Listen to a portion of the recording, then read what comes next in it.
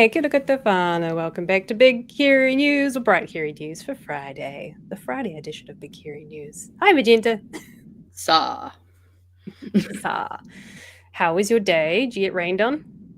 No, I did not leave the house today, thankfully. So I have stayed dry, but it's actually Nice. it's supposed to be getting nicer weather here over the weekend. So I'm looking forward to getting my washing done.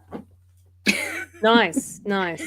I have enjoyed getting my washing done also, inside, sadly. But I've learned a trick. You blast the heat pump for like an hour, and it just dries them enough that they dry for like, they don't go all musty and gross. Yeah. Everything smells like wet dog all the time. It drives me nuts. Kia ora, everybody. Hope you all had a good day. I had an exciting day in Rolleston. I got to meet one of our viewers, Tane, and themselves and I stood in the crowd in Raleigh and protested the pay equity debacle, shittiness, aridity. One of those words will make sense. So I'll show you guys some posts that the team posted throughout the day. I just like to say this: I am in the crowd here. You can see there's me there. That's all you get of me. That's me there. Nice. And I have some photos that I can show you guys as well. But I hope everyone managed to stay dry if you did go to the rallies today. And I seen some pretty cool photos from the community. Got some pictures here from Chewie. Here you go, some Chewie pictures. This is Dunner's. It's looking good. I didn't know where the exchange was, but I know where this is, so now I know where the exchange is. It's just down for the octagon. Yes. But here's Chewie. I love that it's giving 1950s. The person who had that, it's giving 1950. I love that one. It's giving 1950. Nice. And then photos that I took as well, if anyone is curious. Oh, that's me. There you go. Oh, nice. Actually, I did see you post on Blue Sky. There was actually quite a few really, really good signs. And this was way before pretty much anyone got there, now that I think about it. It grew quite quickly. Did I get a video? Look at that, I did. Here you go. It's really terrible audio, but I think most people were sort of packed in at that point, which is pretty good. There was a nice little circle. But yeah, there's a lot more people at that point, which was cool to see. And we had some wee ones in the crowd, and we had some I think one of the best things is I saw the Dairy Workers Union banner. Yeah. Nice. That's cool. Yeah, I mean, I saw obviously a lot of photos in the Discord, and I can't remember where this was, but this awesome look at those t-shirts. Oh, looking so good. I know that hoodie. Right? I have one of those. Love to see that today. Very cool. If you're on I'm mostly on Blue Sky these days, but if you're on Blue Sky, do tag us and show us your photos. I did see, I saw quite a few around the place, which was good. No, it was good. It was good to show some support even in the rain, and it was cool to see that there was lots of people there, regardless of the weather, because it wasn't great today, if I'm honest. It was kind of it was a bit of a drizzly day. And then all of a sudden, as soon as I got home at like 3:45 maybe, the wind and rain just like came out of nowhere and spooked us. It was dramatic turn of events, turn of the weather. Also on the pay equity stuff, I've got some stuff that I want to deep dive into, because there's a few things that Pat and Chewie missed. not saying that they didn't do their job, which they did a fantastic job of. It was just, there was so much going on that I was like, oh, these are little fun little bits that I'll show you guys in a second. Before we go any further, a big thank you to our patrons who support us, make the show happen every week. You can support us on patreon.com, a big heady news. We can get some exclusive insights to what's going on. You get first view of the interviews that get pre-recorded, if there are pre-recorded interviews, insights and some sneak peeks into merchandise, and all sorts of fun stuff, including a monthly meetup, which is great. Yes. And Which I if you want to support us, I couldn't make it, sorry. So I apologize. Yeah, gutted. Retroactively. But yeah, you can also support us through bhnshop.nz, where you can get official merchandise, like you saw the buffer hoodie before from one of our viewers.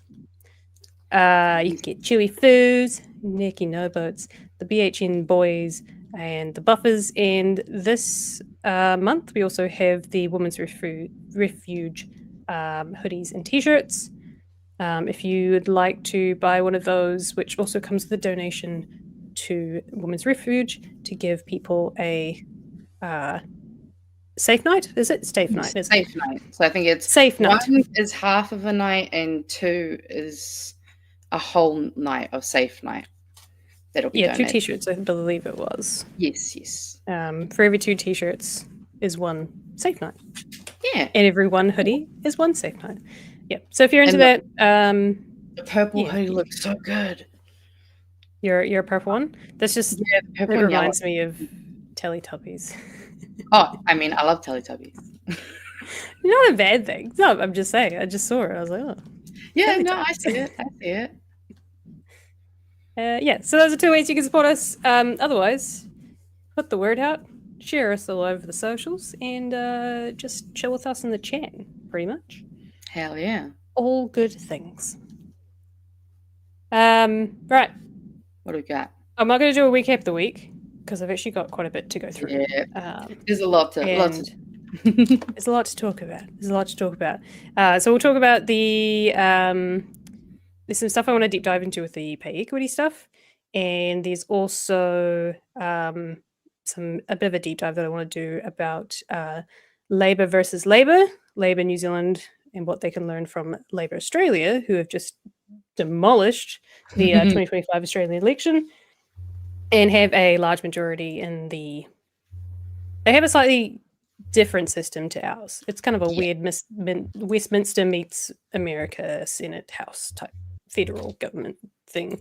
I don't know how it works personally, but there's still things that are relevant to us. So I want to do a deep dive into that. Sounds good. And of course we'll have memes. Hell yeah. Oh yeah, and there's a pope. There's a new pope, which we'll just we'll quickly just. We got memes for that one too, so it's all good. We'll do like the factual stuff, and then we'll do the fun stuff. Hell yeah. Which should be a goodie. We've already got some super chats too, which I'll read out now. Oh, nice. From Daniel Maguire for $2. Says, no justice, no peace. Love you guys. Now a patron. Ah, thank you. Welcome. Thanks for joining us on the Patron.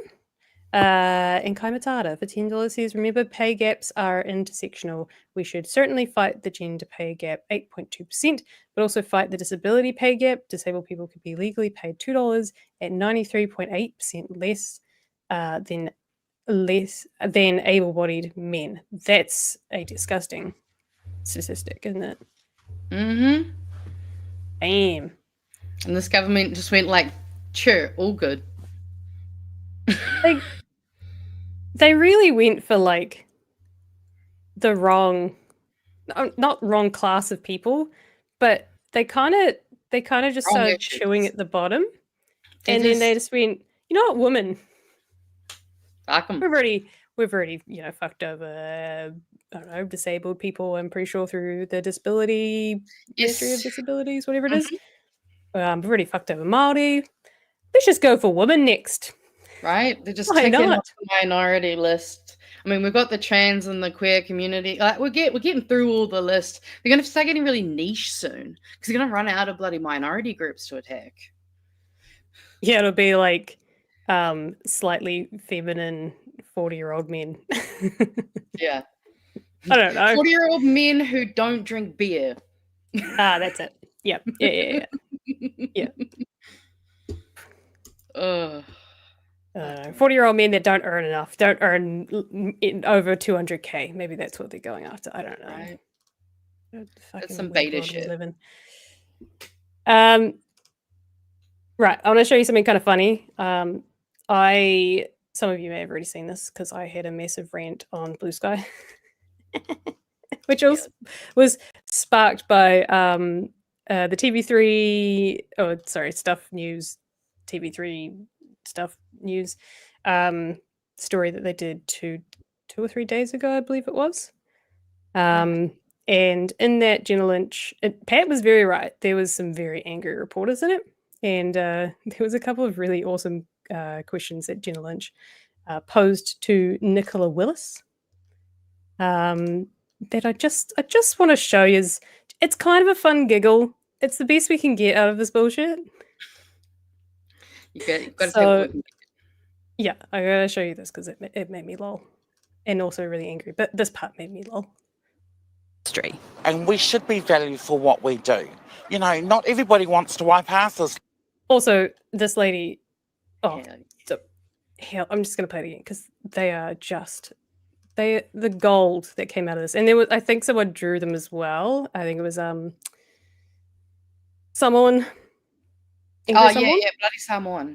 Bloody himself. Thank you, Bloody Samoan. Also drew a very cool picture from it. And I just want to, they're at like the beginning and end of these clips. So I was like, I'm going to leave those in because. Absolutely. And we should be valued for what we do. You know, not everybody wants to wipe asses. Let's be real up in here. The law is being rammed through under urgency with zero consultation. Women don't get to tell Parliament how they feel. Look at these women here. We were all around the cabinet table and we've got very strong voices. No, you speak for the lower paid women in society, all of you. Well, I think I uphold the aspiration that all New Zealanders have, which is to see the workers that we value across a range of professions paid as well as possible. The changes will... Did you see her flinch? I also speak for the lowest paid women in society. Oh fuck! Do I? No, don't. I speak for the trees. Is that the line? I speak for the aspirations of all people. Right. I was also just laughing because seeing Judith behind her reminded me of the fact that the thing I booed Judith for was about the inequality that this government was creating against women, and that's when she said the lines about like, well, you should just support women. Like, fuck you. No.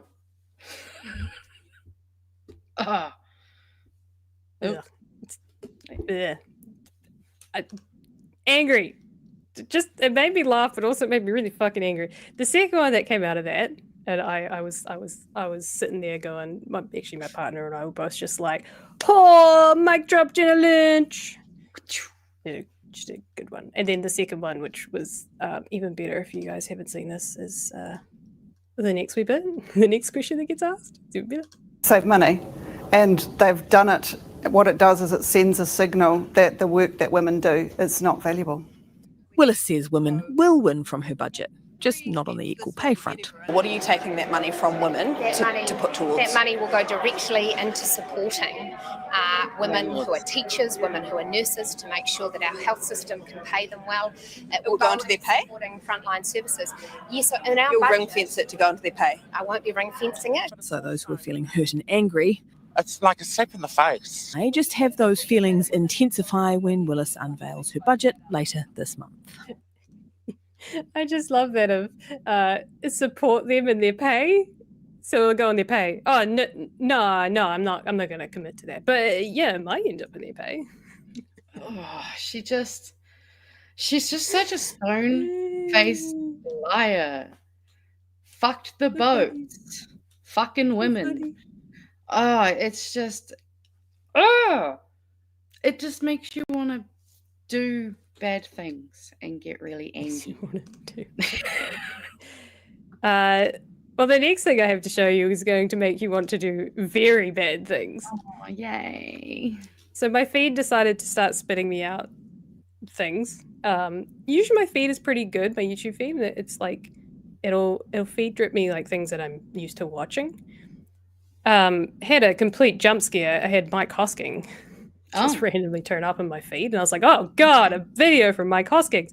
I didn't ask for this. But he had some really really well thought mansplaining opinions from a man who probably gets paid way too much to do his job, and thinks that his job is worth more than, you know. Mike Hosking just thinks that looking he after people. himself is worth more than anything else. Yeah. I just don't understand why he's still a thing. Old people like him. I don't know. But he had some absolutely wise words to say about this whole thing, which I was able to debunk very, very easily. And this kicks off a great rant. So buckle in. Buckle in Yeah. for the joyride. I'm going to refresh this so that I can Buckle your actually... Did you say buckle your shit? No, I Buckle said your 1, shirt? 2, buckle your shoe, and then 3, 4, Oh. Lux and back door. That's where I was going. That's a new one. So the first thing here that Hosking would like you to know is that pay parity hasn't worked. It's already gone through and it hasn't worked. So Okay. Because he's the fucking expert, I guess. So it doesn't really matter that they've scrapped it. The Bartlett issue was twofold. One, part of the argument was if you pay people more, it would make recruiting more easy or more easily able to recruit people. Turns out that's wrong. After huge pay rises, rest home gaps are still a disaster. Then two, the bill to reach this so-called equity was $2 billion. A lot of money then, a lot of money now. Oh no, it was $2 billion, you poor soul. What if it was 2.9? Would that have been all right? Is 2.9 an acceptable number? But $2 billion apparently isn't acceptable to pay people over 33 different not sectors, but different entities essentially. Areas of society which are mostly dominated by women. 33. $2 billion would be nice to give to women. $2 billion is fuck all in the grand scheme of things. Exactly. I mean, they like to say, "Oh, that's so much money," but I mean, given how much goes in different areas, like that's a drop on the bucket for them. But his other claim there was that pay parity hasn't worked because we don't have enough people and we haven't filled the roles that are in the gaps that are there. I would like to illustrate to you that there are other reasons that those roles can't be filled. Mm-hmm. The quickest one to go with is the scrapping of the budgets of aged care in New Zealand. Yep. Healthcare New Zealand has instructed Health Minister Shane Reddy to save 200,000 hospital beds a year, and to hospital bed nights a year, and to do that, they need people to stay out of hospital in residential care. Basically, what they're saying is they're defunding or underfunding or getting rid of some of the funding for that particular part of the sector. If rest home level care was completely scrapped and seniors were expected to stay at home for longer, an extra 8,000 care and support workers would be needed. However, there was also a proposal to cut lower level in-home support, such as those for those who were unsteady on their feet and needed help with food preparation, shopping, and housework. The things that support workers do for people who are in elderly situations that need in-home support. So if you cut the funding, they can't employ people. Crazy that. Even though the sector is now being paid perhaps more fairly. Not quite there, but more fairly than they were. And I mean, someone in the comments has also pointed out that it's about equity, not parity. So even discussing that, I've noticed there's been a couple of places that have kind of either used, I think it's equity, or instead of equity, like they're interchanging and using slightly different words to talk about the same subject, which in of itself is already flawed. Yes, I apologize. If it's pay, it is pay equity, really. But, No, no, it is. Well, no, he said parity, so that's why he's wrong. You're not wrong. You're fine. So that might have something to do with what's going on here. The other part that I have here as well is I have grave concerns. If they're going to lift the barrier to access care and raise it to hospital level care and keep people at home, that's well and good, but only as long as the homes and community sector is supported to provide care for those individuals who are not able to access residential care, which means you have to fund the sector. So they probably can fill those 8,000 roles that they need. They're just not going to fund the 8,000 roles that the sector needs. So this bullshit claim that paying aged care workers more hasn't resulted in more care workers is bullshit. You can pay them more because the government has said we need to pay them more, but you can't fill gaps that they're not going to fund or allow. And they're also destroying a lot of the education sector in terms of tertiary education. So if we're not actually encouraging people to go through those steps to then be, you have to do like qualifications to get into these things. You have to pay a lot of money onto your student loan to get into these places. So if we're not supporting that from the foundation, then everything's just going to keep falling apart. Like, I remember they used to do big drives to push people into teaching. I remember there just being this ad that used to come on all the time on TV, mostly because it got annoying after a while, and they were just really trying to push people, being like, come study as a teacher, we'll pay all these extra things.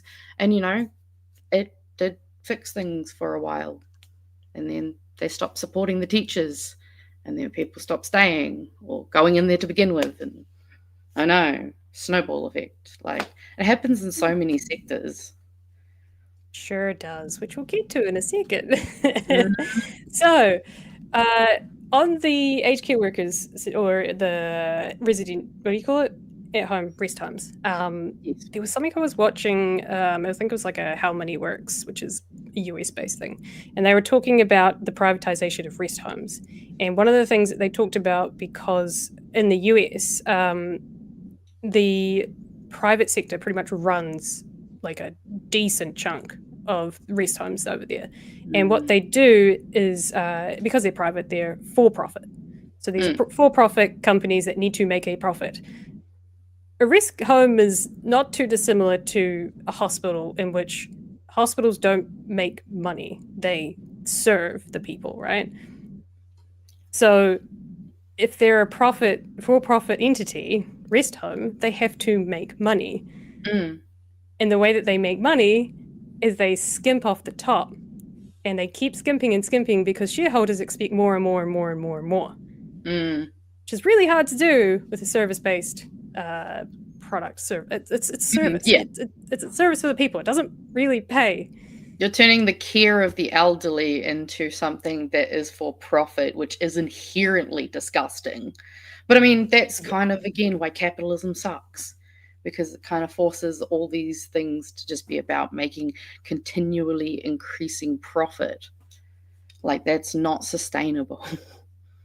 No, and some really interesting stuff. So I was looking into it. I was like, I wonder if that's the same here, because I know we have a slightly different system to the things. And I was trying to bring it back. Something I did find, which is on the conversation, was talking about Australia specifically. And looking at a similar thing here, but actually the research here was quite interesting. So profits increase when costs are kept down. For-profit providers have to deliver returns for their shareholders, which leaves less money to reinvest in services compared with not-for-profit and government services. Pressure to increase efficiency reduces quality through cost cutting. This includes reducing staffing levels. You can't put more people in jobs if you cut the staffing levels to make more profit.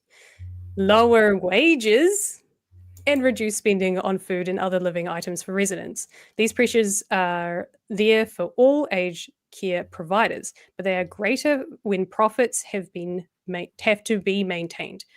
Cutting staffing costs Staffing costs make up 70% of residential care operating expenses. There you go. Cut those, even 70%. There you go. Well, not 70%, but cutting off the 70%.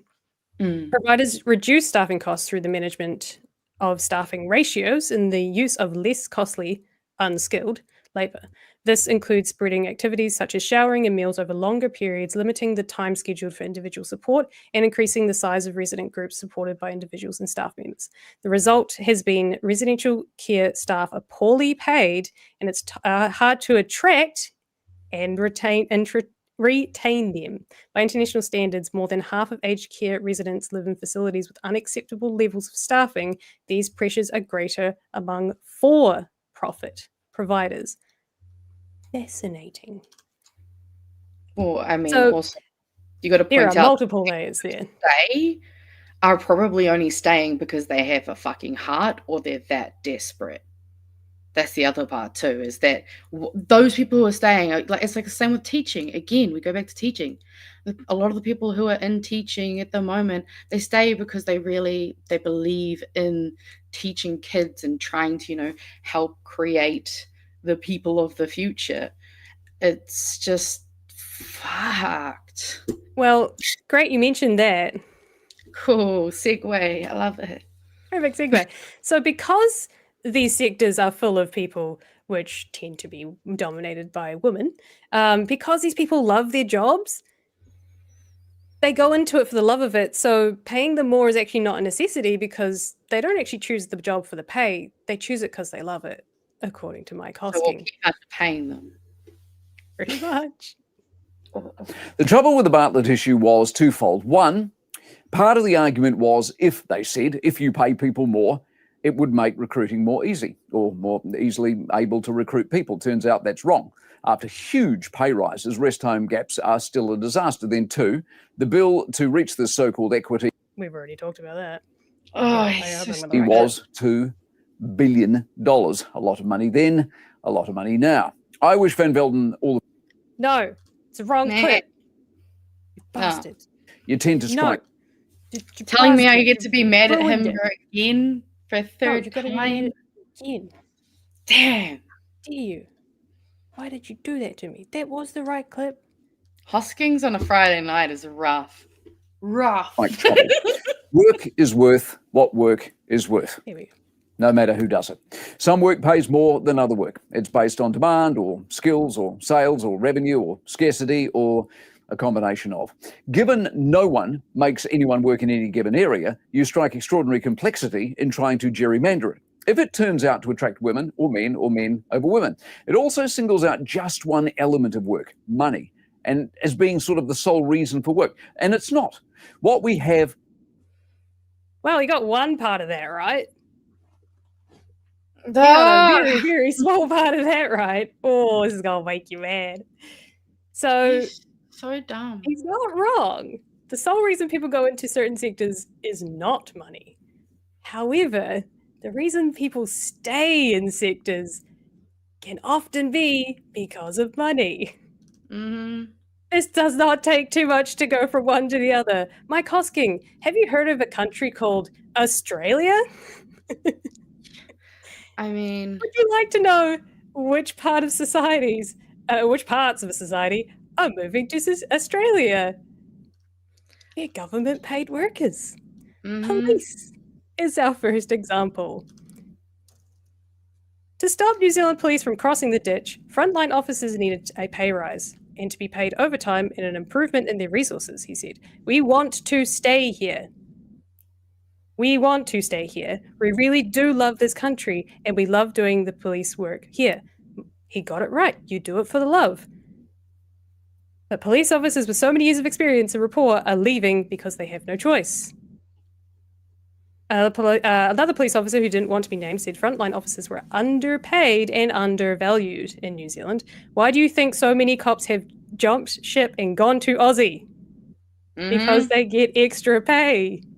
It's also So not you can't just leaving. you might go into the job because you love it. You might stay in the job for a certain amount of time because you love it. But if someone is going to give you, I believe it was 80,000 to cross the ditch and start somewhere else, which is Not an easy decision to make. Oh, But people have made that because they can't afford to live here. For example, many police had voted for a change in government to improve working conditions, he said, which is kind of sad because they're getting fucked over by this government. Everyone is feeling the pressure. You've got constables who are having to go to food banks. That's obviously a desperate situation, but that's not. But that's what it's coming to. The officer and his partner, who works in the public sector, regularly struggle to make ends meet. We live fortnight to fortnight because we can't put money aside. Because one of the salaries that covers our mortgage, the other one covers all the bills and food, and then we literally got nothing left. I mean, it's fucked. Like, we're also having a lot of our teachers go over there because, again, the beginning of, like, I think it was like the end of last year, I was getting, again, so many ads being like, come move to, I think it might have been New South Wales or something like that. Come be a teacher, we will pay you. Honestly, I think it was like about 50 to 80 grand, something like that. And yeah, I know a lot of our nurses, because obviously everything going on with the hospitals, our nurses and doctors, just go in Australia, because why wouldn't you? You're not appreciated here, and you have to literally fight so hard just to be like, hey, I deserve the bare minimum. Like, it's pretty disgusting when we sit there and he goes, yep, sweet as, we're just going to give 2.9 billion to this landlord and this money to fucking tobacco lobbying, and we're going to bring back fucking pseudoephedrine and a bunch of bullshit. Like, it's bullshit, but it also means that if we can get them out next time, Labour will have no fucking excuse not to go hard. I know they're trying to play this little like, oh, nah, we're not going to reverse everything. But you know what? If it sucks, you should. Because at the end of the day, it's bullshit. Like, we shouldn't be having these issues. I mean, a lot of the issues with understaffing, if we had maybe like a universal basic income, that could be something that could help enable people to, I don't know, actually go into different areas because they're like, oh, I can maybe go to uni and not worry about literally not being able to afford to live and all these types of things. We could have more educated population, which automatically, you have so much return on investment. An educated population can make quite a lot more money. But an uneducated population can get taken advantage of and continuously get pushed further down and down. Like, that's what they want. They're easier to manipulate too, and they have this is my opinion. They are easier to get manipulated and tend to have worser, I mean, there you go, critical thinking skills as well. So that's proven. Easy to manipulate them, right? Yeah, like the more a person is basically focused on survival, the less they have, obviously, cognitively to put towards critical thinking, but also just, it takes a lot to get out of certain situations. And if you don't have the support systems or the knowledge or skill set, like, that is really hard to get around. And if we actually had things in place that, places like in Scandinavia that rate as the top, and every year they rate as the happiest, and often they're doing quite well economically. And yeah, it's just, there's no excuse for things not to change once these fuckers are gone, because it needs to. The other one I wanted to show you, which is pretty obvious and that we've heard about a lot, is our nurses moving to Australia. So the first part of this article as well was talking about how over in Australia there had been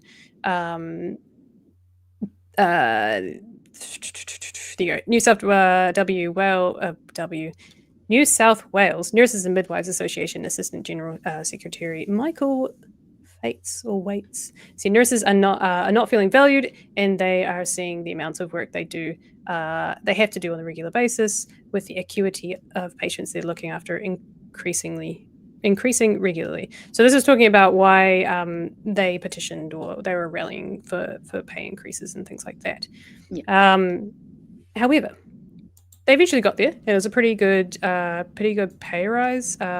Victoria's nurses recently voted for a 28.4% pay rise over 4 years, avoiding strike action. And then New South Wales also put forward pressure on the government for a pay increase of about 15%. So here's the contrast to New Zealand. So in contrast, New Zealand nurses negotiated a pay deal that included a salary increase of $4,000, an additional flat rate increase of $1,000 for all designated senior nurses, nurse practitioners, and designated senior midwives, and a further increase of $2,000 or 3%.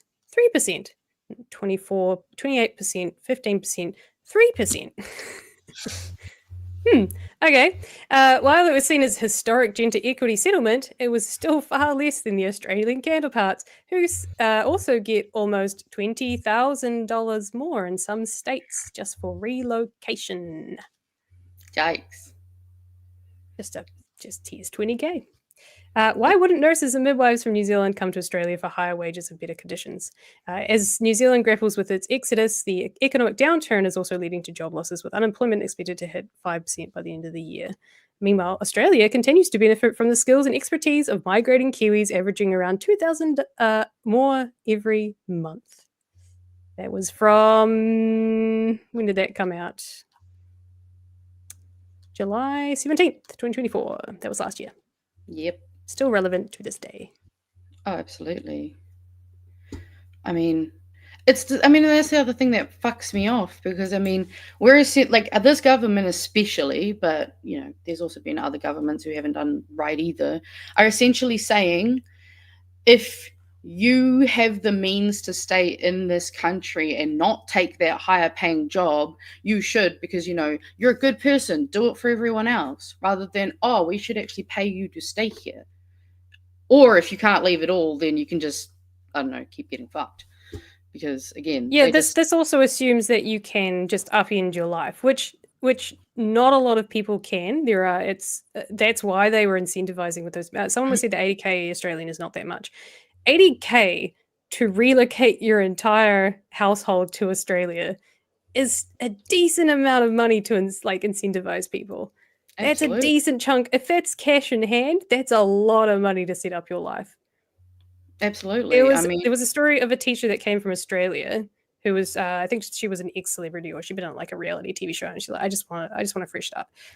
She came to New Zealand with about $5,000, and she thought that when she got here, because she's got I think it was even a double master's degree or something ridiculous, really, really highly skilled, 10 years of teaching experience. She got here and she got put on the lowest of the scale. Mm-hmm. And she had to get all of these stupid documents from Australia that were signed. She had all her paperwork, but apparently it wasn't signed by two people. I don't know. There was all this bullshit bureaucracy that she had to go through. She only came with $5,000, and she said that by the time she had paid her bond, she got herself a car. And I think I don't think she had a job before she got here. I think she was looking for one as soon as she got here. I could be wrong there, but she was pretty much out of money. Yeah. Well, I was going to say 5K is not a lot in New Zealand, at all. No, that's bugger all. And especially because my brother moved to Australia, and even their Kmart's cheaper, so they get paid better wages, and their Kmart items are cheaper. That's bullshit. So there you go, Mike Hosking. There's a couple of things just to think about there, because maybe money does have some benefits to it. Maybe money does move people to Australia. He should know. Look at him. Why the fuck is he still doing that job? It's not because he's happy with his life and ready to retire. Bro probably wants to get more bag. It's kind of... He's probably got enough that he could, but clearly he wants more. It's just gross to see someone like Mike Hosking, who really has no fucking leg to stand on. And honestly, I still, again, do not understand how he has a career other than, I guess, right-wing old people. But, it's insane that he probably gets paid more than our teachers. That man's getting paid more than our teachers. Probably even our nurses. It's not even maybe. It's definitely he gets far more money than our teachers. Yeah. And it's bullshit.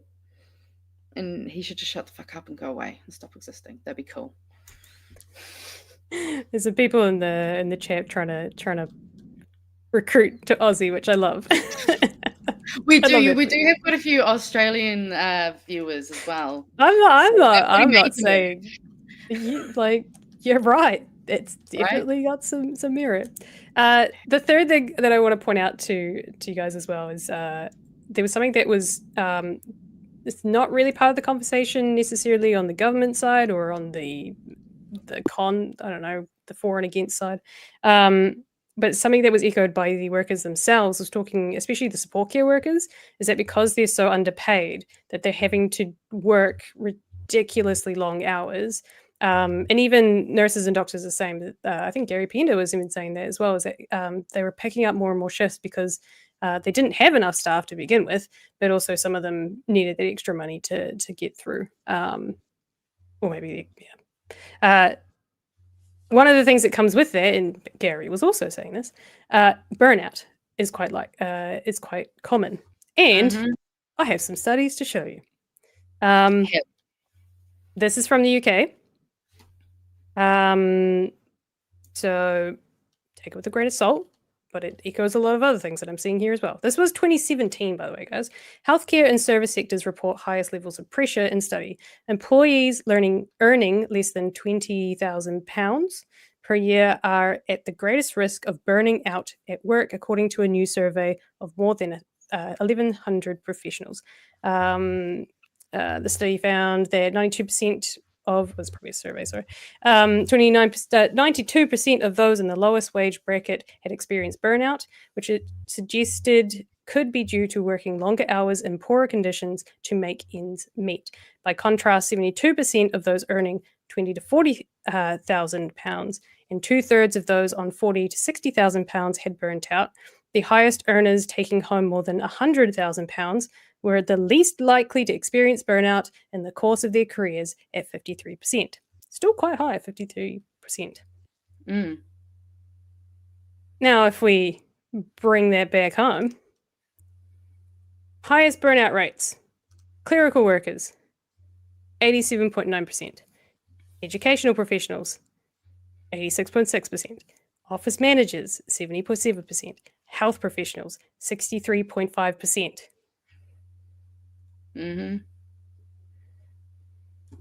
Those are high numbers. Absolutely. Well, I mean, you pointed out that it's 2017 from the UK, but I would argue that actually gives it more credence, given we're just at the further stage back with the Tory government just coming in, starting to fucking bulldoze shit. I mean, we know that the NHS and the Tory government is the future we would have if we stay with this fucking coalition. So, I mean, I'm not surprised at all that the data is reflected in what we're seeing here. It's May sad, 2024. unsurprising. Yeah, so this article is May 2024. These numbers are May 2024. And then also they were saying the lowest, but they're still very high, which I would agree does. These are pretty high stats. Business professionals at 22%. But look at the difference between us. Business professionals, 22. Salespeople, 23. Office support workers, 23. Information and communication technology professions, 25. Those are tiny compared to these numbers. They're almost the opposite of these numbers. The opposite. Well, yeah, I mean, that's what the data reflected in the research that you're saying as well. Like, it exactly mirrors that. I mean, it makes sense that we also have very high levels due to our, mental health, suicide, alcohol issues in this country. So I'm not wildly surprised, but it is, it makes sense when you're not allowing people to feel supported. Like, because I imagine a lot of what leads to some of the burnout in these areas is that a lot of them are working so many hours. When do they get to sleep? Sleep is crucial for every human being and probably animals too. But if you're not sleeping well, if you're not able to feed yourself well, a lot of those people are saying, I'm earning 80, like my husband's a bloody police officer and we can only just afford the bare basics. If you're not eating well, that's going to affect how your productivity's output's going. It's going to lead you closer to burnout a lot faster. Like, there's so many different factors that affect all of these, which is why we need to have things like that are just a more wraparound service. Like, we shouldn't just be having workplaces that can run you into the ground. We should have services available to help people, and also education. That's where the sexual, health and sexual education in school. some of those fundamentals can be taught in primary school and all the way through education. If we give people the information, they can use those tools to better themselves. The only other thing that I wanted to echo from this as well was the job insecurity part of this as well. So this is May 2024, so this was around the time when the public service sector was getting absolutely fucked by the government. That's how we ended up with 10% unemployment in Wellington, was it? 11% maybe? The dead cities, which I think that's still coming. So those... those who perceive their jobs as most under threat have increased from 22% in December to 48.4%. Those in the high job insecurity group were 14.5% times more likely to be in the burnout risk group. The workforce is feeling massive strain due to the fear of job losses, leading to incredibly high levels of job burnout. Pretty bad. Yeah. And there was something else that I had in one of the articles, and I haven't got it here as well, but it was talking about how not being able to pay you. I mean, that was echo through what the police were saying as well, but financial insecurity as well was a big reason that people were burning out as well. It was one of the big things. So this whole bullshit of you get paid what you paid, the society determines how much you should get paid is absolute bullshit, and it shouldn't be the reason that we don't pay people more. I think that's a pretty fucking useless excuse to not pay people. I don't even think it's an excuse. It's a dog whistle, because what he's trying to imply is that if you don't get paid enough, you're not skilled enough. You are lesser than. It's not even like it's like that's when you start having moral gradings being put against things. What deems one job so much better than that job, you know? Why the fuck do we pay celebrities millions of dollars to be in a movie, but we don't pay nurses and doctors and people we actually need really badly? Like, don't get me wrong, we need art as well, but we really need them to be able to fix you if that celebrity gets broken. Like, it's definitely a dog whistle, and it's very, just leaves a bit of a gross taste with the way he said all of that. Yeah. But I'm glad that it somehow came across my feed, because now you have some stats to take away with you. You're welcome. And if we're still talking about Australia, before we finish, I actually had an article that I found a little while ago, and I thought it was really interesting because I was like, oh my God, I actually think maybe we should take some influence from Australia for once. New South Wales to ban acute hospitals from public-private partnerships. So, yeah, the Labor government is announcing sweeping legislation that will ban all future public-private partnerships being imposed on the state's acute hospitals. Legislation will protect hospitals which provide services such as emergency, surgical, and inpatient service from any future government entering into such partnerships which limit public control over hospital services. And it'll, prevent governments from entering into Northern Beaches style arrangements to build or operate an acute public hospital. And they obviously have, they looked into it. It makes sense. Trying to, having this be something that can be privatized is dangerous. It's not good for us overall. And I'm just shocked. I'm like, okay, can we do this? Greens, Labour, Te Pāti Māori, one of you announce this bill, put it in the biscuit tin. You know what I'm saying? It shouldn't be in the biscuit tin. That should it shouldn't have to be in the biscuit tin, but I don't care how that's all I got. Yeah. I just need it to happen. And I mean, in COVID, Australia was so jealous of us with old Auntie Cindy and all of our awesome stuff that was going on. And now I'm just looking at Australia like, I wouldn't move there because it's too hot and I would die. But it does seem appealing. It does seem appealing. Although they still have some other things, issues as well. But yeah, I just thought that was just an example to not only the government we have, but the government that we hopefully have next term. Do it. Which we will definitely talk about soon. So I'm just fixing my camera. In the meantime, before you get to the memes, do you want to we'll run through some super chats quickly, and then we'll meme it up. Yeah, then we have meme time. Go Matsara, thank you for $2. Says the protect women transphobes are awfully silent. Yes, they are. I wonder if it's almost like their whole thing is just being transphobic and has nothing to do with women. Wouldn't they be the first in the picket line? Is that not how it works? No? Okay. Just someone keep pointing that out. XOD for $2 says, do you hear the people sing? Thank you. Kaimatato again for $5. Some of those who work for NECT are the same who burn pay acts. I like it. Rage Against Misogyny. That's actually how you had to sing it. That was the. I don't know. I know Rage Against the Machine, but I don't know. Some of those who work for Bonex are the same who burn pay acts. Either way, I tried. I know there was a rhyme and a lyric. I just don't know the song. I'm sorry, guys. Tipini na Paki for $10 says the entire New Zealand left bloc betrayed us by refusing to riot when that bill passed. Peaceful protest won't change a violent colonial regime. Break stuff or stop pretending you're radical. It's a tough one. I don't know. But you're kind of right. Like Chewie keeps saying, there'll be no stoppy if there's no choppy. There'll be no... that's what it is, right? XID for $5 says, government says, we want Singapore levels of student performance, but pay island levels of teachers' pay and wonder why we have bad learning outcomes. Oh, yeah.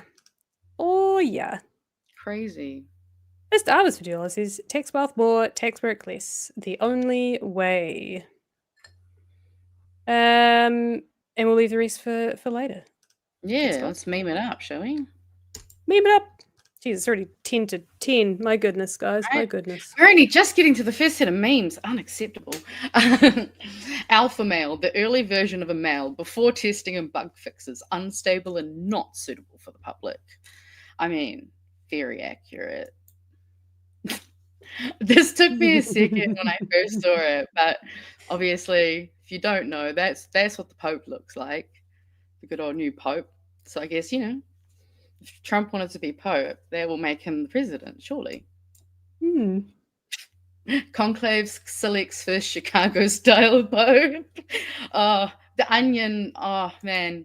And then the Onion trying to summon a satirical story dumber than the current events. Like this is what they've got because it's just so difficult for them out there right now. Then we got cassocks are red, conclaves are dope. Wake up, babe. We got a woke Marxist Pope. Fuck me. That's a mouthful.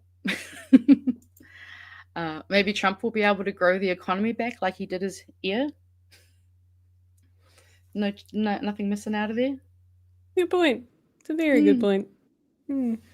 Drawn 6 years ago today, it was rejected and called unfair and alarmist. And you've got on one of the twin towers, rule of law.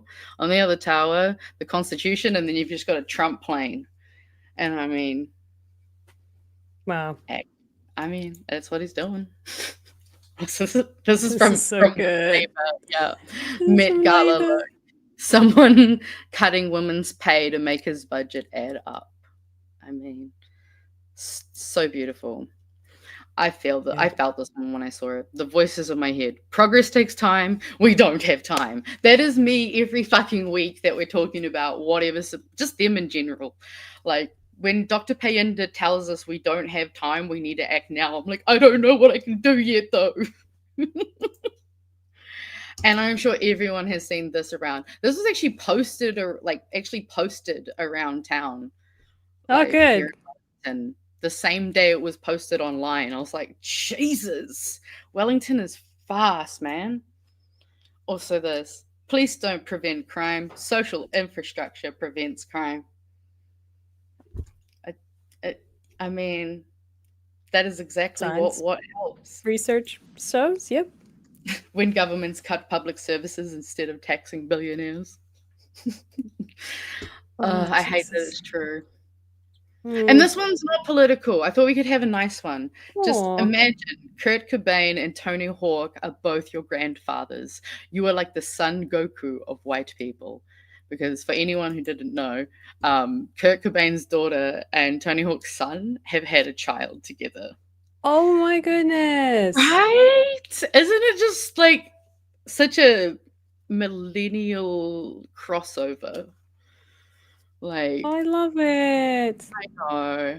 I mean, we will end on this meme for our intermission, I think, just in case the next one fucks it. Yeah, no, might not. Yeah, we'll save the rest for later. Okie dokies. So the next part that I want to talk about is born of a lot of videos that I've seen this week that came off of the Australian election, where the Australian Labor Party, which is Labor, L-A-B-O-U-R, not L-A-B-O-U-R, which was interesting. Didn't know that. Landslide victory for Labor in Australia. And a lot of this is sparked from Friendly Geordies, who's an Australian YouTube political YouTuber guy. I think it's the best way to explain it. Definitely not afraid about diving into politics and dirty politics to the point where someone bombed his house, firebombed his house, essentially, because of some things that he was saying about the New South Wales government. He was definitely rightfully calling out the government for some corruption, and somebody didn't like that. Just, interesting. So the poor guy has been targeted by all sorts of shitty stuff, but he continues on, and it's great. He did a video, which I think even Pat might have mentioned. Oh, no, he mentioned the other one. But this one was called Australia's Future is Very Exciting. And Jordan Shanks is his name, was talking about Labor's plan for the country, the future of Australia. And it's fascinating. The plan itself is really, I don't understand the nuances. I'm not an expert in terms to like Australian politics and stuff like that. But there is something that started with this, and then a few other videos that I watched where there is this feeling of people want a vision and people want a future and a plan. And I think that's the reason that a lot of us really, really like the Green Party, because they give us this really awesome framework that's interconnected based on research that could propel us forward. And we all connect with that and go, these all connect. We get the context. They all fit together. It's all pieces of the same puzzle. If we could just get this fabric in place, we can actually move forward as a society. Yeah. And I understand why people don't like it because it's like super aggressive or whatever. But this is echoed in this video, particularly where they're talking about Labor's future for Australia. And it's really fascinating. I'm not going to say I'm for it because there's a lot of things about mining and oils and minerals, and I know that has its implications and things like that, and especially when you're talking about is it First Nations, yes. Sort of Aboriginal, places and lands and all that sort of stuff. I don't want to get into that. That's not really the point of what I'm getting at here. The point more so is that Labor have done it in Australia where they've gone forward with a vision, and I think that is part of the reason that they won by a landslide, is they had this grand vision of what the future of Australia is going to be, not necessarily that Trump got elected and everyone's freaking out. That's the feeling that I get from this. And I also get it because of the Democrats as well have the same issue, where they just didn't push a vision that echoed what the public were feeling, especially Democrats as a majority were feeling. And I think that's what lost them, because people got disillusioned. Different system, because obviously it's a two-party system. We have a MMP, but I mean, we saw that here, though. I mean, a lot of people put off Labor because they did not commit to capital gains tax. Same thing. Also, there was actually clarification. Apparently, the firebombing was from the gambling expose. Sorry.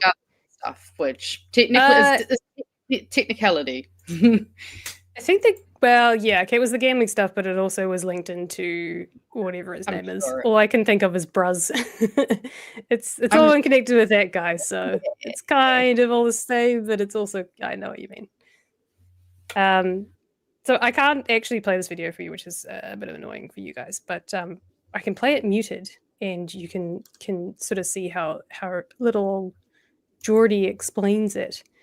So the general base of the system that they're going with is, or that Labor have proposed, is, you know how they do a lot of mining and they got a lot of rich minerals and all that sort of stuff. Basically, they, instead of selling their stuff or buying all of those minerals and things from China, produce it inside, sell it inside, make stuff inside of Australia, and then sell those products to the rest of the world.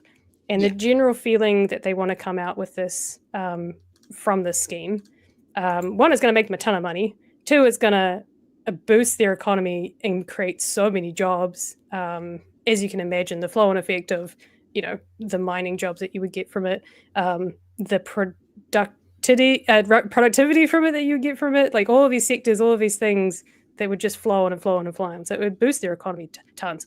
Again, not an economist, so you can take what I'm saying. I'm sure Craig Rennie would be able to explain it for us. I'm sure he could. I'm sure he would agree with me. The only thing was, it was so confusing. Not confusing. It was so grand and big in a big framework, kind of like the Greens do, that it was really hard to market, and it possibly got lost the nuances of what he was trying to sell to the people. Something obviously cut through, though, that they got through to them. Or more so, there was probably some other policies that got through to the voter base that has fueled it. There's also a thing on the anthonyalbanese.com.au, Future Made in Australia scheme, and talking about it. So the grand vision is essentially becoming is to decarbonize the world and become the makers of the things you need to decarbonize, so your batteries and stuff like that. And, you know, investment is the big one as well. So you investment in education, research, and R&D, research and development, small businesses. There's also a thing about defense industry capability, but again, that's just the general overview. I'm sure there's nuance to it, or the things that don't make sense. But the thing that came out from that was just vision and action and a plan, which then also echoed something else that I was watching. This is a political pundit called Tom Nicholas from the UK, and he was talking about postmodernism, which is kind of philosophical, I guess. I'll play this silently, but I can read you the script as well, because it was talking about how in a crisis, and this came after the financial crisis, how people want to see a plan and they want to see action. So I'll just read the script to you. This is probably easier. Otherwise, too many things on my screen. Is this the correct one? Yes, it is. A deeply cynical way of viewing the world in which to define postmodernism have been shaken. A series of cities, and they named the 2008 financial crisis and the climate crisis in particular, but we might add on the global crisis, housing crisis, aging populations, rising inequality, and the collapse of the international institutions, which were supposed to fend off both trade wars and real ones too, that perhaps it was possible to roll our eyes in truth and ideology during eras of far-off wars and economic bubbles, but a world as crisis-stricken as ours seems to demand actual positive action. It seems to demand a plan. It kind of demands some ideology. And then it's talking about arts as well and things like that, and how it's I think the thing that's example was Borat. Oh yeah. Was he was talking about how art reflects life and like the weird absurdity of it, and then he was talking about the guy who makes the balloon dogs into massive statues. He was talking about that. But I think the thing that struck me, because of other things that I've been watching, because of things like the Future Australia type stuff, was that people just want a plan, they want a vision, they want a future, they want something positive that they can look forward to. And I think those are the things that are sticking out for me for what Labour need to be focusing on. And that's what the people want to see. Mm-hmm. Yeah. That's kind of what my little your TED talk. Oh, I muted you. I'm so sorry. I was probably talking over you this whole time. I'm so sorry. Fine. I was like, why aren't you speaking? It's because I accidentally muted you. No, you're all right. You're all right. I didn't say much. Don't worry. I'm sorry. But yeah, I mean, this Labour government needs to do something different. I mean, I did see one funny video of old Chippy this week where I'm like, oh, where's Chippy dub? But man, he either needs to start being a bit better, or I don't know. I genuinely think maybe someone else would be better. Well, I think what it comes down to for me is that there is two examples, right? You can look at the states and you can go, the Democrats did not push change, a new way of doing things enough to encourage people to vote. Like, you saw a massive decline in voters of turnout for Democrats, and Democratic voters just didn't go to the polls and vote. There's two things that have come out of that. You've got, unfortunately, because of that, Republicans got in. Trump's enacting his Project 2025 bullshit, and it is actually fucking over people. The weird positive of that is that it's pushed the Democratic Party to go and to reevaluate and say, shit, maybe we're out of touch. Maybe we're a bunch of 80-year-olds who don't fucking know what the people want. And we keep playing this weird center line that people don't actually want to see, and the policies that we're putting out aren't what the people need and want. And it doesn't fuel that feeling of change that now we're seeing from the likes of Bernie Sanders and AOC. You know, they're going around and doing their oligarchy tour. And it's doing massive, massive numbers. And I think the same thing would have done really, really well pre-Trump as well.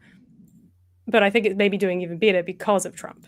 Because it's reflecting, hey, look, you've got your oligarchy now. Well done, guys. We're fucked. But like, as a people all together, we can actually do something. And that's the feeling that I think they weren't able to capitalize on because of Joe Biden was in there for too long, and they didn't get enough time with Kamala Harris. Oh yeah, I mean, she definitely did not get enough time to have a chance at all. And because they're a massive nation as they are, it's not like what we saw here with Jacinda, who jumped in six weeks before the election. She was able to like absolutely steamroll it and like win. You can't do the same thing in the States because of it's like, she had 3 months. She had a 3-month window. I'm pretty sure Jacinda had a much, much smaller window than that. But again, the size of the countries are just completely different. So people thought it was still Joe Biden that was running for Democrats. They didn't even see anything from Kamala. So yeah, some interesting stuff there. I think the only other thing from that video from Tom Nicholas, who I highly recommend, he's got a very typical British voice, which is just nice to listen to. The video is about postmodernism, which is kind of ideological type stuff. But he was also talking about postmodernism is kind of like the timing. And how there's this fear of going too far into an ideology, right? It's the same issue they have with the Greens, of people going, you guys are too ideologically progressive left. You know, you're stuck in your ideology. You're stuck in this little bubble of ideology. But not everyone is. But I think what he was saying is that because of the many large crises that we have today, we need a massive ideology to fix what we've got. And you can either have a massive ideology in the right and do a Trump thing, and he's fixing everything with their ideology, which is completely unhumanitarian, it's disgusting, it's going to fuck over the world. But he's within an ideology that he's enacting. And it's working because he's steamrolling and he's doing a bunch of shit that's fucking everything up. But it's fucking everything up in the way that he wants it to. it's fucking over the small people and the middle class people and the slightly wealthy people, and it's just growing the massive billionaire class to what they want, and those terrorists aren't going to touch them. And it's this whole thing that he's trying to create. It might actually work, but he's going to fuck over so many people. Whereas the Greens ideology is about helping people, and yes, that might put us into more debt, and I think Craig would be the best one to explain this. But the money that we'd be spending is investing in people, investment in our services, investment into the stuff that we need to grow a thriving nation, essentially.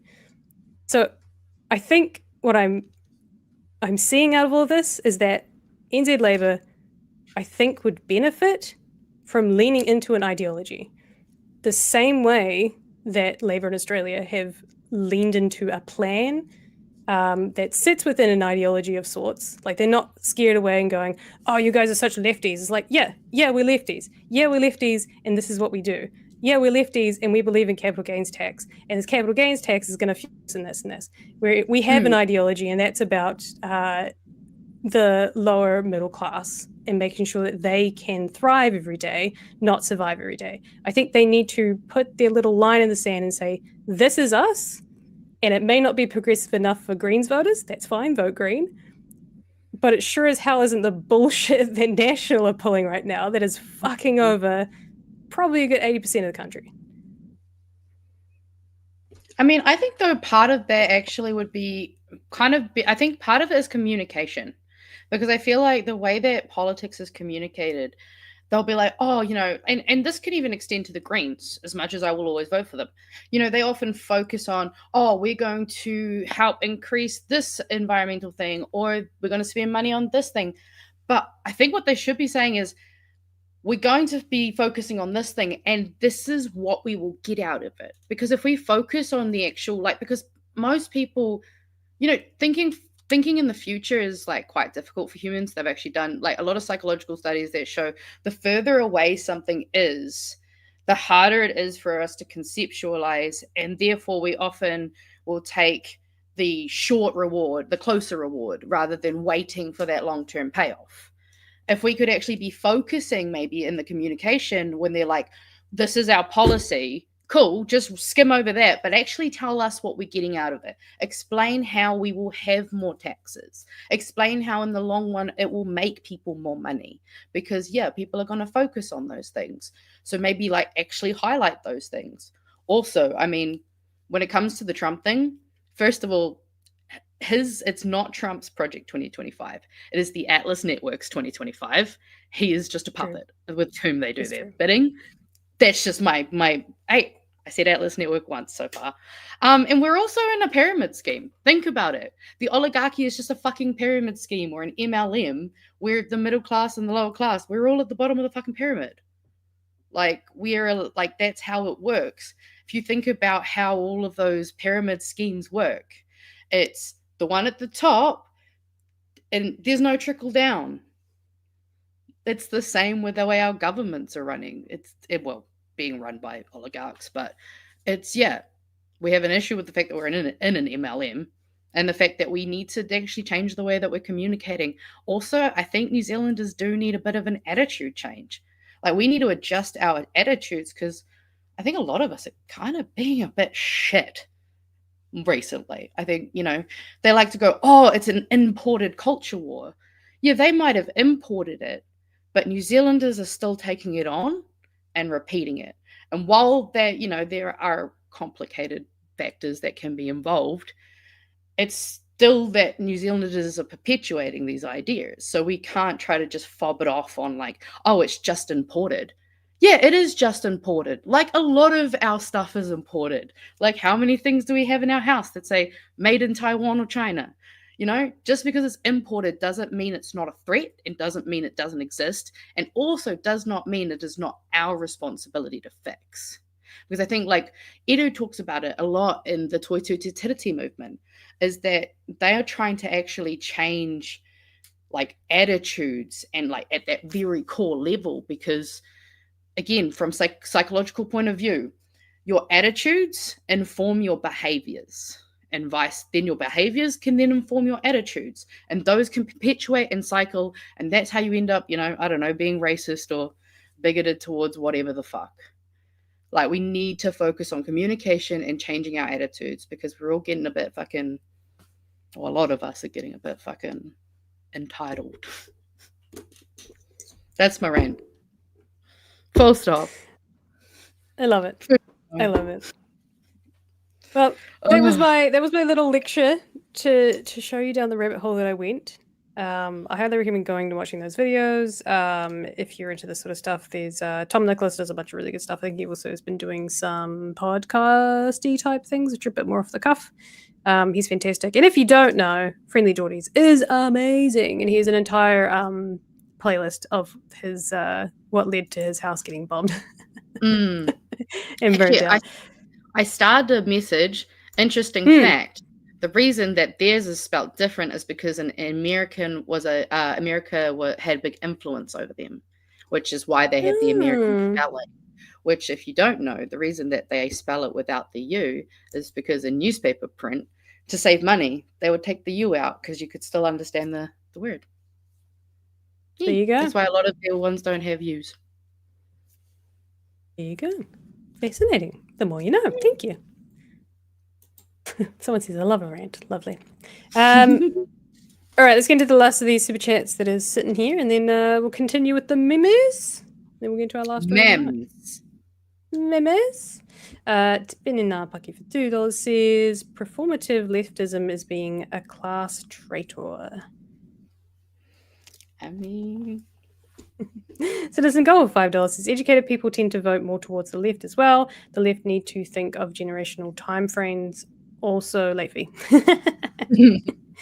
Yeah, I think that long-term thinking is a really, really hard thing to do. I think another thing that I saw is that I think we could very easily look to Australia. Like, let's just say that Australia is doing really well at the moment, and it's invigorating people over here that are maybe on the left. At least for me, I'm just like, fuck yeah, maybe there could be a left government. There could be a Labour who's that weird centrist left that probably needs to come more left, let's be honest. That could be really exciting for the country. It could do a lot of good. I reckon they would do a really good thing for themselves if they just point to Australia, where everyone's fucking off to, and go, hey, you see that superannuation? Yeah, that's got trillions of dollars in it, and it basically means that the government doesn't need to borrow anymore, because superannuation basically fuels everything now. Oh, you know what we got rid of and repealed? Our superannuation, you fuckwits. Not saying Labour is amazing at everything. Yeah, and imagine what they could have done. Maybe they could put or maybe they could boost the Kiwi Saver scheme, and they could end up with $1 trillion in 20, 30, 40 years. Imagine what that could do for us. I mean, yeah. So look at the like, I don't agree with everything that Australian government does, but yeah, they're definitely doing something right. Something's right. There's some things that we could definitely be looking and pointing our fingers at, and I think they would do a good job to do so. Absolutely. XLD for $2 says 80k beats 56k here plus signing bonus. That's a good point. Damn, I didn't even think about that. Jeez. Ouch. The Danger of Mouse, $5. Mike Hosking only has a career here because everywhere else already have an overpaid plonker like him. Hell yeah. Might be true. Guy Matata for $2 says Hipkins is far too conservative for my liking compared to Ardern. I think it's biased from his old work in the oil and gas industry with Todd Energy. Yeah. I think Chippy, I don't know. Chippy needs to go back to his Vusa roots. Go back to your Vusa roots, mate. Yes. I think he needs... I don't know. I think he just needs to... he just needs to put his foot in the sand and just say, my front benchers are all, like, gunning and they're ready. Like, I can see Barbara Edmonds, if he lets her off... I mean, he already does. He lets Barbara Edmonds and Kieran off a leash. He will have a fantastic communication for the people. I think the thing is he needs to go with them and not weirdly sit in the middle. Like, I was for a long time like, no, he needs to pull over the national voters. But now I'm like, I don't think he needs to do shit. I think National are digging their own grave. This is going to be a really easy fucking win for them. I think he just needs to have that plan, put the tax shit in and going, yeah, this is our tax plan. We're fucking rolling with it. Look at what it's going to do for us. And just go, we're doing it. This is the plan. Yeah, I mean, like you mentioned, his front benches are already quite progressive. It's not exact. If anything, man, could you imagine if Chippy just like came out like and just fully embraced and was like, yeah, confident, we're going to do this. Like, that would be hot as fuck. But sadly, we'll just guess he's not going to get entered into the ranks of a hashtag hottie. So good. You got to meet Kieran at where he's at. Otherwise, you can't have hashtag Hottie Hipkins. Hottie Chippy? Hot Chippy! Hot Chippy! Hot Chippy! Yeah! He can get that when he starts being hot. For now, that's staying in the kitty. He needs to be spicy. He needs to be like, you know, maybe not that. Maybe we make him an OnlyFans. Hey, I'm there. Right? If that's what it takes to get Labour elected, or at least the left government elected, I'll fucking do it. Hell yeah. Hot Chippy. I love that that's where we're ending this with, is just hashtag hot Chippy. Or I think the crowd seem to prefer the hot chips, which, I mean, you know, I think either works. I think, you know. Because he's known as Chippy, I think we're going to have to. Yeah, I do think hot Chippy makes more sense, personally. Nice. The people are wrong. It's fine. But we might as well go into memes real quick. Yeah, meme it up. MS Paint 13. I love how this actually does kind of look like a tattoo, though, like compared to that other one. Why is everything bullshit, though? Like, I don't know. This cat just was a vibe earlier today. And then we got some community memes. Ooh. The ladies of Bellamy's changed the menu to reflect the 1970s and their pay rates. Although, to be fair, I don't know. That looks like a pretty decent portion. I reckon we got to take at least one bit of bacon off there. I reckon. Oh, this one. Just such a horrible picture. But ladies, we're here to mansplain why you should be grateful you're paid less than us. And fucking Sam Uffendale. Oh, God, I hate that guy. I don't know if you remember the controversy with Uffendale. When he was 16 years old, he was asked to leave King's College because him and his friends assaulted a 13-year-old child. Yep, I do. Just wanted to make sure everyone's very clear on who Christopher Luxon is surrounding himself with. You know, we've got the ACT Party and all of their friends. We've got this piece of shit. This one was so good. Van Velden cancels Equal Pay Act. Craig Rennie. Explosion. I mean, to be fair, Craig was pretty heated. It was great. This one. Happy Mother's Day. Thank you in every way for your labor and all you do. We're grateful to exploit you for profit. P.S. We hate you. Brooke Van Velden and ACT. Which is a very beautiful Mother's Day card. We got Brooke Van Vader, which I thought was quite a good one. We got National and Government versus National and Opposition, as well as National Party on other MPs and National Party with its own MPs. This one, lexicon. The vocabulary of a person, language, or branch of knowledge, i.e. the te reo lexicon. Lux a con. Just, there it is. Oh, yes, and I couldn't pick one because we had too many good submissions this week. So I've decided to give everyone the prize this week. And it's my PDF, so I do what I want.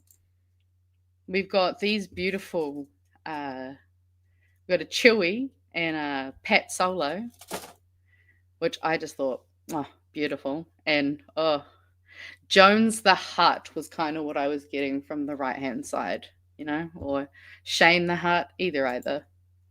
Then we've got a anime fucking Dragon Ball Z Gochu, which I love this image. It's so good. We're getting so many good pictures of Chewie. And then people have probably seen this meme, but when I showed my flatmate this meme, they instantly thought of Chewie. I just thought, oh, I think Chewie would. I'm going to post this on Blue Sky so he can see it later. I think he would be very proud of this one. A lot of Chewie memes. There was something I want to highlight in the chat as well, because I think this is kind of also similar to what I was kind of getting at. But if they campaigned on a capital gains tax, you can't walk that back. So if you lose the election with that policy, you'll find it very hard to get elected again, also known as political suicide. Yes and no. Not that I know anything about this. Like I said, take everything I know with a grain of salt. I think you saw this with America and the Democrats, is they didn't go far enough, and it didn't get them elected because people were pissed off and annoyed and like disillusioned and sick of it, because they wanted progressive policy. They wanted to see change, and that's what a capital gains tax is part of. I don't think they can just go capital gains tax, woohoo, we're good. But there have been polling in the past that has echoed that people do want a capital gains tax, and it's how you communicate that to the right people, which is you're under whatever 200,000 is K. Let's say it's probably too high. I don't know. Let's just say 200,000 K, so we can get as many people as we can into that bucket and say, you guys will not get. This doesn't apply to you. Whatever. You got one home. You got maybe two homes at most. This doesn't apply to you. If you don't rent out your second home, this doesn't apply to you. Like it's that sort of thing. Of like, this doesn't apply to you. We're going after the tippity top people. So I think if they campaign correctly on capital gains tax and progressive tax policies, they will be fine. The other thing too is that if they lose on these policies, it's saying New Zealand doesn't want these policies. We have to keep in mind that if they don't win on these policies, could be they communicated it poorly, but it also reflects that that's not what the people want. I don't think it's like them saying, well, we're not going to get in again. It maybe is just saying that it's not what people want. Like, the thing that Labour were going after, this future thing, it's pretty bold, but they're now a majority government, so they clearly tapped into what people wanted. I think that's the thing that got pissed off with the Democrats, is that they didn't think people would go for it, so they didn't go for it. Instead of going, fuck, we need to go for it. And if we don't get elected, then it's not what people wanted. But we went for it and we tried. And I think that's the thing people want from Labour, is they want to see them try. We've never seen them in recent times try. So I reckon go for it. Oh, same. And I mean, I think I was talking with someone on Blue Sky about it. My kind of thinking is, if riding the middle was going to work, why hasn't it worked? We have spent however long going back and forth from left to right, so-called. And if it's not changing, then like you say, if people were so put off by capital gains tax, then they probably weren't even that likely to vote for them in the first place. And I mean, there's also an argument to be had of like, we don't necessarily vote in people just based off of what they say their policies are going to be, because if that's the case, what happened to all the people who were told the squeezed middle that they were going to actually be helped by this government? They voted on what they said they were going to do, and then they didn't do it, and they did a bunch of other shit. Because we also have issues around that kind of stuff where people just don't trust them anymore, because it seems like it gets worse and worse almost every government. Like, I've always been used to the whole, they'll campaign on this and you'll be, they might do some of it, but they're not going to do all of it. But it just feels like each time it's just getting less and less of an expectation of what they actually have to hold themselves to. Like, I think Pat and them were talking about it earlier of like, why are they allowed to lie? They can literally say all these things to get voted in to be in charge of the government, employed by us. And then as their employers, we have no way of firing them until however long later. Like, it is fucked. And there definitely needs to be, like, I think especially like we've seen it here, the Labour in Canada, they weren't actually likely to win this one. Everything was pointing towards they're going to go to the right. But after the world are now seeing the consequences of dumb choices in elections, they went, oh my God, fuck, no, holy shit, fuck, no, stop. And they voted to the left. They didn't necessarily all vote to the left because the left had the more appealing argument. A lot of them voted because they went, oh, I see why I'm not supposed to vote for those guys now.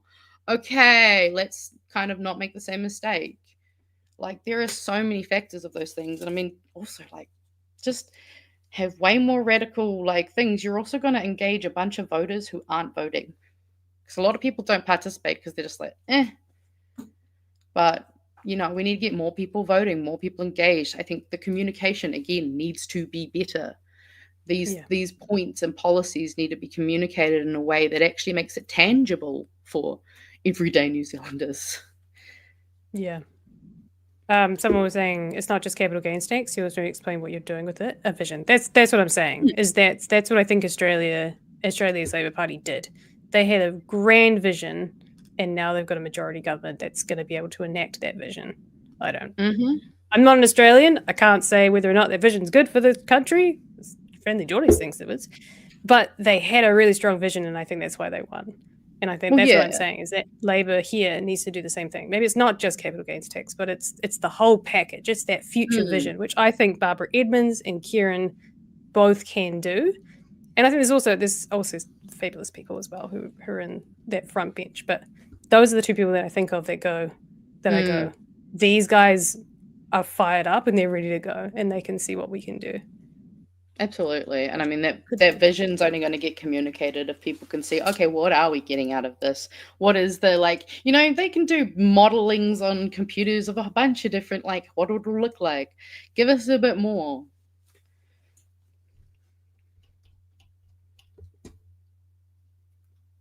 All right. Sorry, I'm reading the chat.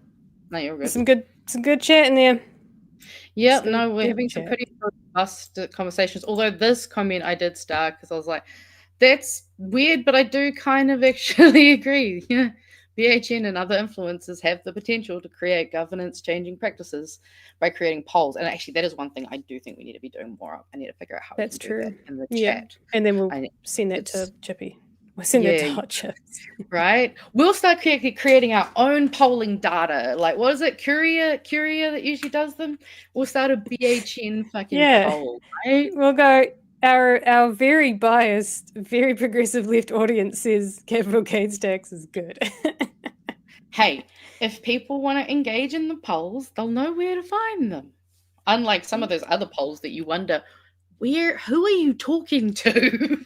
Because I don't know anyone who's talked to you. The ones that are like, 1% of people want Hannah to be Prime Minister. And I'm like, I think it was Chippy was saying, or he was like, yeah, if they call me up, I just say me.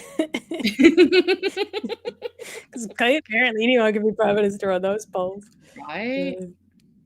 Funny. But yeah, I mean, it is strange to think. And I mean, I am hopeful though that if we can get more of these things, you know, more people communicating, more people who are able to, you know, like, that's the good thing about the community building that we're doing. You know, we can help, like, you know, create networks that actually help one another and that are able, you know, we're able to share communication between each other and, you know, basically take that power back that the government is trying to keep us out of. Also, that reminds me, we also have the Plain Language Act that people still need to submit to, because I know there's heaps of homework, guys. I'm sorry, but this government keeps giving us fucking homework. So if you haven't already, do please remember to make a submission on the Parliament site. Yep, the Plain Language Act, because they're literally trying to repeal an act that makes communication from government and that's what it's for. It's so that the government is easier to understand. And it doesn't tell you jack shit on there. So I have actually got I can read out what parts of what the act is if you like. I've got them here. So the purpose of the Act is to improve the effectiveness and accountability of public services, agencies, and Crown agents, and to improve the accessibility of certain documents that they make available to the public by providing for those documents to use language that is A, appropriate to the intended audience, and B, clear, concise, and well organized. They want to repeal that. Actually, I can probably just share my document so people can read it too, if you like. I Go was for it. looking into it the other day when I was like, oh yeah, they're throwing so much fucking shit at us. All right, where am I? Yeah. Oh, actually, hold on. Yeah, okay, it's fine. I had to make sure that nothing on my screen was bad. It's fine, we're good. But yes, so in the Act, plain language means language that is appropriate, intended, clear, concise. Relevant documents must be in English. The intended audience for the document must be the general public, not specific individuals.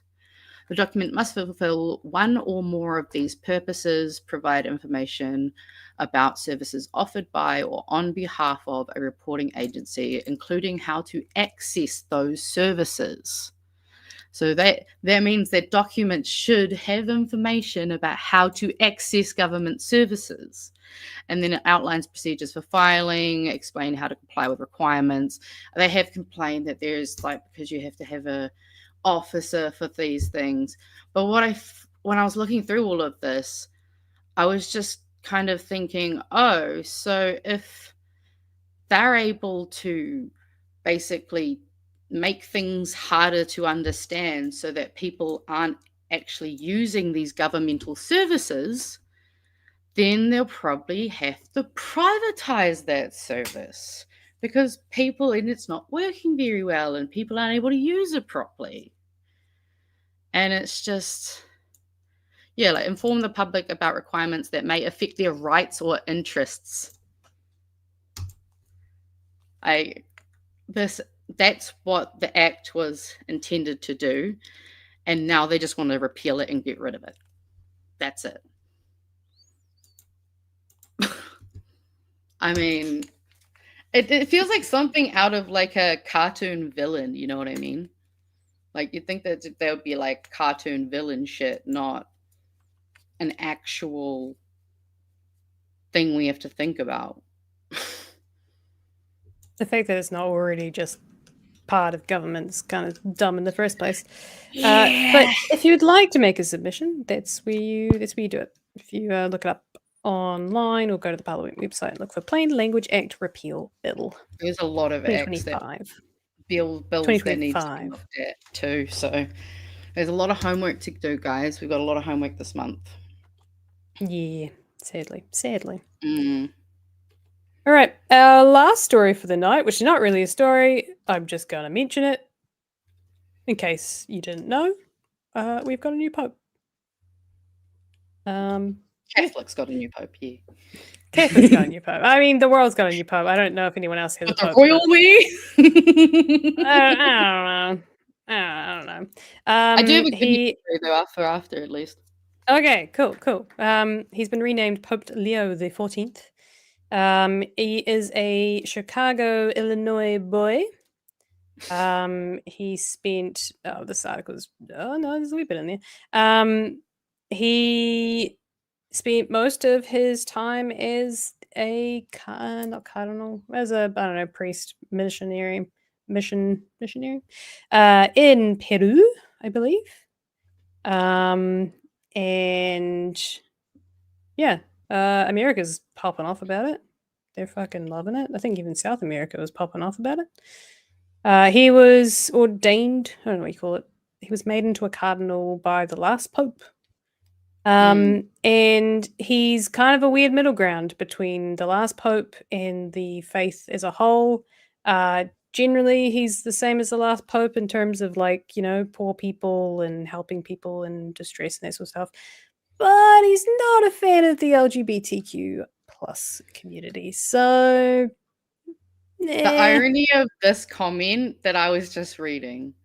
Glad everyone's calling the Pope by his chosen name. Now, if only people could do that with trans people. The irony. But I mean, hey. Do you know what I just found funny when I'm like, oh, he's from Illinois, Chicago? Do you know who else is from there? Fall Out Boy. Yeah. Nice. Got a Fall Out Boy Pope. All right. I will share some screens, I think, because I got one news and one news. Do we want the meme first or the news first? The meme. All right, let's go for the meme. I actually only just saw this before we late tonight, so this is fresh off the meme press. As long as we don't get in trouble for it. I don't actually think there's any sound on it. Fine. Doesn't look like we need them. Is it gonna? It's also not where I expected it to go, to be honest. And then happy fucking Mother's Day. Oh, damn. Yeah, the way I was not expecting that person to come out of nowhere. I was expecting it just to go on the ground, not to impale someone. Jesus. Yeah, or like slightly off to the side. Like, yeah, it was crazy. But yeah, when it comes to our good news story, which is actually quite fitting that because this came out last week, near the end of last week, but it feels like this is probably the best week to talk about it, is that we have a new space here in Wellington called Cahoots that is like a men's shed, but is only open to women and diverse people. And I've got a video of Tori Fano going around the Cahoots workshop. So like even better, we get a bit of Tori as well. This should have sound though. So if there's no sound, please tell me. Where are my screens? Oh, there's no sound coming out of this. What's going on? 1 second. Let me just. Gary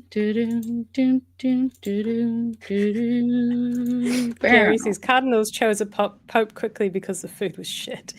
It was very quick, considering the last one took days. Yeah, because usually it takes quite a while. It was like pretty much 24 hours, and they were good to go. We had someone. I reckon there should be sound. So I don't know. Let me know if you guys can hear this. No, there's no sound coming through for some reason. Oh no.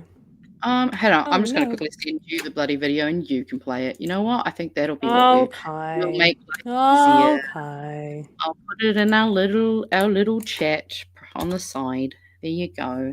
Can you please help me? I can't play my video. Okay. My partner's been playing Expedition 33, and there's a character who has this like really deep American voice, and it just it's so funny. It's so cool and so cute and so funny all at the same time. It's great. Anyways, what are these? What are these? What are these?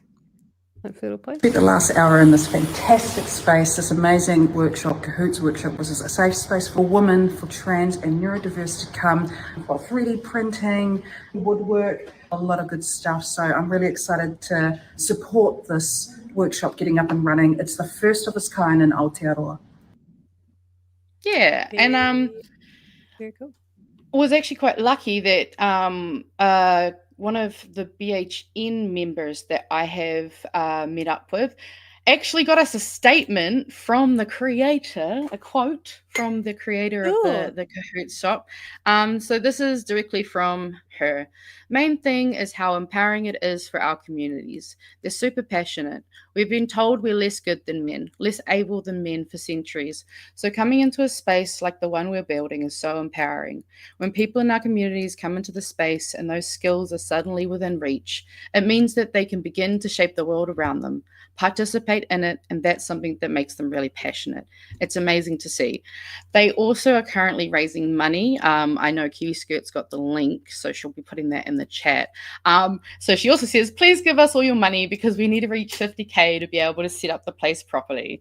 So if anyone is able to, it'd be really awesome if you could head on over to that and give what you can, because I think it's really awesome to see that, because like I know for myself, like while it's not specifically in terms of being a woman, I have found that when I've been in fat spaces that are, actually made for fat people and actually have, there is just like this weight that goes off your shoulders when you enter those spaces that you feel safe and able to just be yourself and never have to worry about someone questioning you or giving you a side look.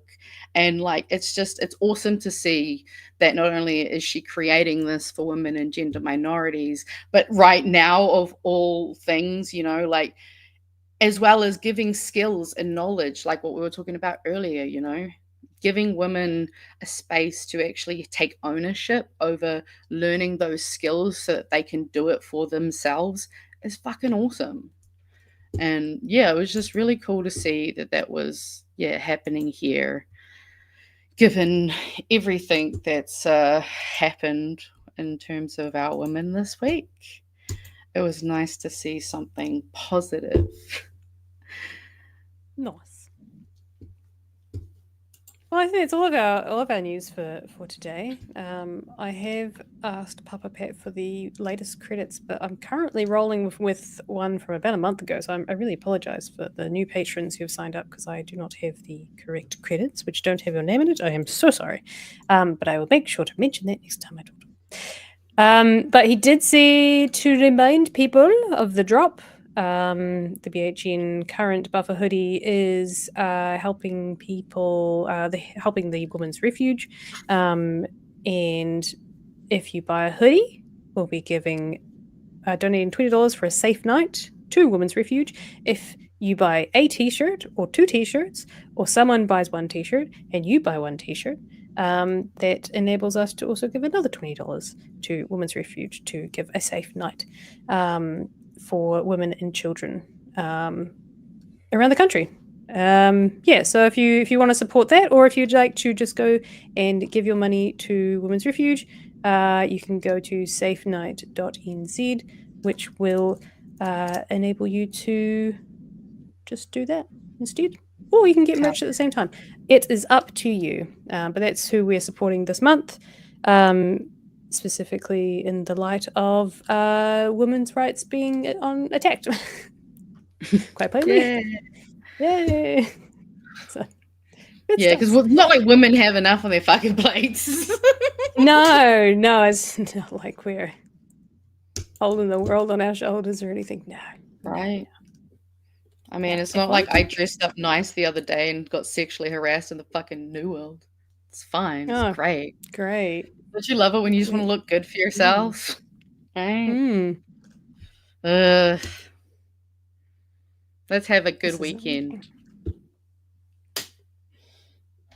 Found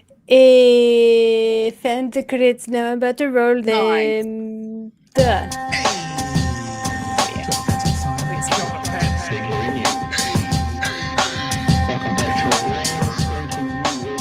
Help us settle a debate, whether it be thoughtful or funny, even if we're all creatures of hate. It's a fine line that we're walking together. For better, push aside the temptation to berate. Let's take a note of the corners we stand in. As many points as the hairs on my chinny chin chin. When the news that we're watching is hairy, knowing all the things that we need to be wary of. Like the rich have the hand out for rewards, while the many have to work at what they can't afford. And the rest of us ain't paying attention, or maybe have questions we're too worried to mention. Other media is still dwelling on trivial facts, vetting peas from the rice and the mice from the rats, and picking and choosing the war puff to run, and linking ourselves with the hill to die on. It's gotta come down to a welcoming vibe, with an A in a self and a higher mind. All heavily either this way or that, and will be analyzed by both Chewie and Pat. With the evil in the world trying to mess with your head, and you're sitting on the couch, you're thinking chivalry's dead. Each night, 2 nights, they're gonna sing you to bed. It's Big Hairy News. Thanks everyone for tuning in with us on this Friday night. I hope you had some good chats in the chat. And speaking of chats, do you want to finish the last 2 super chats? Yes. So we had $2 from Kaimatara. Todd Corporation is a New Zealand Initiative member. Of course, it's always fucking Atlas. And for $5, thank you again. Capital gains tax was more popular than not. It was the TPU that stopped it. Atlas again. Spamming submissions. Atlas wrote an article admitting it, and Winnie wasn't in post 2020. So thank you for those. We got to have more Atlas mentions. Always good to get a nap post drop. I hope everyone has a wonderful weekend and a wonderful Mother's Day, if that relates to you. And Pat and Joe will be with you at 9 p.m. on Monday, and we'll be back with you next Friday at 9 p.m. Same time. And I'll have graduated by then, so I'll be a graduate when you see me next, guys. All right, catch you guys later. Have a good weekend. Bye. Keep cool after school. Bye. Bye.